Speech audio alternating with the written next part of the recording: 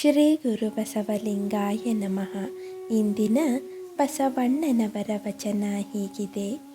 ಸಗಣಿಯ ಬೆನಕಂಗೆ ಸಂಪಗೆ ಎರಳಲ್ಲಿ ಪೂಜಿಸಿದಡೆ ರಂಜನೆಯಲ್ಲದೆ ಅದರ ಗಂಜಳ ಬಿಡದಣ್ಣ.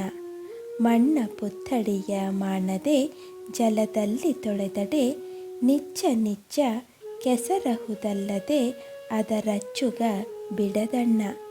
ಲೋಕದ ಮಾನವಂಗೆ ಶಿವದೀಕ್ಷೆಯ ಕೊಟ್ಟಡೆ ಕೆಟ್ಟವನಿಗೆ ಸದ್ಭಕ್ತನಹನು ಕೂಡಲ ಸಂಗಮ ದೇವ. ಈ ವಚನದ ಸಾರ ಹೀಗಿದೆ.